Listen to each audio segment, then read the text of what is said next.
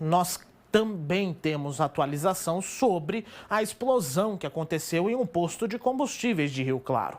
A Polícia Civil ouviu um representante da empresa, dona do caminhão, que explodiu no posto. O acidente matou um homem de 51 anos e deixou 21 feridos. Um caminhoneiro de 61 continua internado, mas não corre risco de morte. Agora, rapaziada, agora aqui, ó. A empresa responsável pela carga que explodiu é de Sertãozinho e não teve o nome divulgado. A polícia quer saber qual é o tipo de produto químico que o caminhão transportava. Pelo menos 6 testemunhas já foram ouvidas e outras 10 seriam ouvidas nesta sexta-feira. Entre elas, o representante da empresa.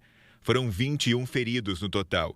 O morador de Rio Claro, de 42 anos, que estava lá e ficou em estado grave, apresentou melhora e pode ter alta neste sábado. A cirurgia foi bem sucedida, está evoluindo satisfatoriamente. Hemodinamicamente ele está estável, consciente, orientado e com previsão de alta para amanhã para o quarto. Tá? A evolução dele está muito boa. As causas do incidente ainda são apuradas e um laudo deve sair em pelo menos 30 dias. Foram colhidas amostras no local que serão periciadas pelo Instituto de Criminalística. Dessa maneira, a polícia tenta identificar qual produto motivou a explosão. O barulho foi ouvido em um raio de 15 quilômetros e os estragos da explosão alcançaram 2,5 quilômetros. Ao menos 10 caminhões que estavam no posto foram atingidos. Casas e apartamentos que ficam a cerca de 500 metros do local tiveram diversos danos. No local onde o caminhão explodiu, formou-se um buraco de aproximadamente 2 metros. O restaurante em frente ao posto foi interditado, pois corre o risco de desabar.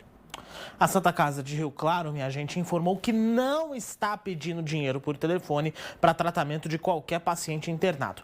É um golpe, não é? E tem muita gente querendo aproveitar ainda por cima, é gente sem noção absoluta, não é? O hospital orienta que qualquer coisa que venha nesse sentido, ajude a Santa Casa a cuidar das vítimas da explosão, denuncie para a polícia, denuncie imediatamente para as autoridades locais. Qualquer dúvida é possível entrar em contato com o setor de comunicação, não é? Por meio do telefone 3535-7378. Gente, não é possível que tem... Olha, eu vou te contar, viu? Tem gente que... Bom, até então, no fechamento daquela reportagem que a gente viu do Gustavo Nolasco, a empresa não havia sido divulgada e também não tinha se falado qual que era o produto que havia dentro do caminhão. E agora, finalmente, houve uma explicação a respeito disso. São 2 produtos altamente inflamáveis. Nós vamos somar a Alana Freitas aqui nessa discussão porque ela sabe exatamente quais são essas substâncias, não é, Alana? Bom dia para você. Bom dia, Felipe. Bom dia também para quem está em casa. O caminhão que explodiu na noite dessa quarta-feira transportava, Felipe, ácido fórmico, que é inflamável, e peróxido de hidrogênio, que é a água oxigenada, a combinação desses 2 produtos. Essas informações foram coletadas pela polícia em depoimento de testemunhas e representantes da empresa que é dona desse veículo. Um laudo com as causas aí do acidente deve sair em 30 dias, continua esse mesmo prazo, viu? O motorista de 61 anos segue internado em Limeira com queimaduras no rosto e no corpo e ele ainda não foi ouvido formalmente pela polícia, exatamente pelas condições que ele apresenta ainda aí no hospital. Lembrando que esse acidente, como você falou, matou uma pessoa, né, um homem de 51 anos e deixou 21 feridos. A força da explosão também destruiu o posto de combustíveis e danificou imóveis e queimou 10 veículos. Foi até contado esse número de veículos que foram danificados com essa explosão. Lembra que ontem, Felipe, a gente falou até sobre o transporte, por que estava demorando tanto essa empresa se manifestar, mas olha só, de acordo com o delegado seccional de Rio Claro, Paulo Radic, o transporte das substâncias que estavam no caminhão por via terrestre é permitido no Brasil. Porém, segundo ele, pessoas da área química ouvidas pela polícia afirmaram que não é recomendado juntar esses 2 componentes aí. Segundo o delegado, o transporte das 2 cargas juntas em caso de explosão potencializa muito o resultado. Talvez seja algo para ser revisto e ser visto ao longo desse processo, segundo informou o delegado que é responsável por esse caso. Ainda segundo ele, Felipe, o motorista estava com a CNH vencida, mas dentro do prazo de renovação. E ele tinha autorização para transportar esse tipo de carga. Até o momento, 16 pessoas já prestaram depoimento à polícia, são aí testemunhas, mais pessoas devem prestar depoimento na próxima semana. E a gente segue aí acompanhando esse caso, Felipe. Ô, Alana, você sabe que a água oxigenada, todo mundo sabe, é usada na indústria dos cosméticos e tal. Também é usado em empresas, não é, para poder dar conta de alguns processos químicos. Agora, o ácido fórmico, eu estava pesquisando aqui, o ácido fórmico é utilizado como fixador de corante em tecidos, é usado no curtimento do couro, não é, durante o processo de fabricação ali do couro, na produção da borracha e como desinfetante em medicina, assim como também a água oxigenada também é utilizada. Pelo menos a pergunta principal agora está respondida. O que era que estava sendo transportado e por que houve a explosão tão intensa? Está explicado. Esses dois ácidos são ácidos que são altamente inflamáveis. Quem tem água oxigenada em casa sabe o perigo que é, inclusive. E o ácido fórmico é um ácido ainda mais poderoso até, né? Justamente por essa aplicação industrial.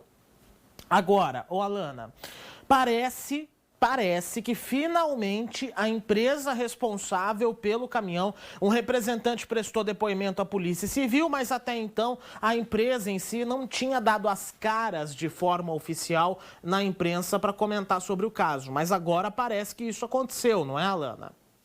Correto. Essa empresa, inclusive, Felipe, se chama Conecta Transporte de Químicos e Equipamentos Industriais, responsável pelo transporte dessa carga, né? Ela é de Sertãozinho, informou em nota que todos os esforços para obter mais informações estão sendo realizados pela empresa. A empresa já se manifestou que também está trabalhando junto com a polícia para tentar ajudar a esclarecer, dar todas as informações aí que a polícia vai precisar ao longo dessa investigação que cabe, né, a empresa fornecer. O caminhão havia saído de uma empresa de soluções químicas encharqueada e o destino final era uma indústria em Mogi Guaçu. E aí o motorista fez esse desvio para parar no posto de Rio Claro, que causou incêndio no caminhão, né? O motivo que levou o motorista a fazer esse desvio ainda não foram apurados. É o que a gente quer entender agora, né? O porquê dele ter feito esse desvio, só ele vai poder dizer. Segue internado, então a polícia deve esperar uma recuperação desse motorista para ouvi-lo aí nos próximos dias. Então, é o que a gente precisa saber agora nesse momento, né? O que a empresa também quer saber, não era destino dele. Talvez, Felipe, ele tenha parado realmente por já ter percebido no caminhão alguma coisa errada, talvez até para olhar, ele precisou parar em um posto aí, desviar do caminho dele, porque ele ficou com medo de seguir viagem, enfim. Ele é que vai poder esclarecer isso para a polícia. Na teoria, o caminho ali pelo posto de Rio Claro não seria exatamente um desvio de rota, porque para sair ali de Charqueada para ir até Mogi, você teoricamente pega a Washington Luiz até a rodovia Anhanguera, pega Anhanguera, depois pode fazer um caminho ali por dentro, eventualmente, da SP-332, tal, sair ali na região de Conchal, Paulínia, etc. E aí você pega a SP-340. É um caminho viável, é uma das possibilidades de caminho. Mas tudo indica, e pelas informações de testemunhas, que o caminhão já tinha chegado ao posto de combustíveis, já pegando fogo. Então, é muito provável que o motorista de 61 anos já soubesse que tinha alguma coisa errada com o veículo e tentou parar ali para pedir socorro, para evitar de eventualmente acontecer alguma coisa no meio da estrada. Como a Alana bem disse, é só o depoimento dele que vai ajudar a fechar essa parte da história que não está concluída, né? A história está quase completa, mas ainda resta essa questão do que realmente aconteceu até ele chegar ao posto de combustíveis e aí acontecer toda essa desgraça, não é? A Alana continua acompanhando, não é? Todas as informações sobre esse caso. Existe, inclusive, uma expectativa de que esse motorista tenha alta ainda hoje e a gente continua acompanhando. A Alana volta com mais informações sobre esse caso e também outras notícias